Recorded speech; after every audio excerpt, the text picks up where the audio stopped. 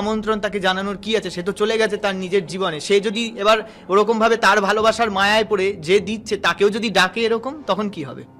অর্থাৎ বেডরুমে মৃত ব্যক্তির ছবি রাখা উচিত বেডরুমে নয়। উচিত না, ঠাকুর ঘরে উচিত না, কোনো সংস্কার ক্রিয়াকর্ম, বিয়ে হচ্ছে, পুজো হচ্ছে, ওই স্থানেও উচিত নয়।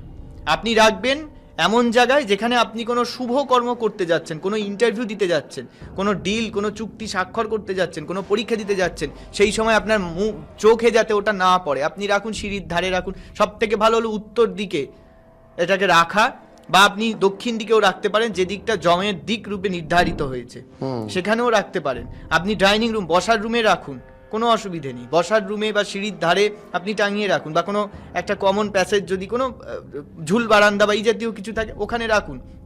কিন্তু শোয়ার ঘর, ঠাকুর ঘর, রান্নাঘর, বা সব সময় উঠতে বসতে বা সকালে ঘুম থেকেই উঠে আমার চোখে প্রথমেই পড়ছে এই ছবিটা, এগুলো করা Not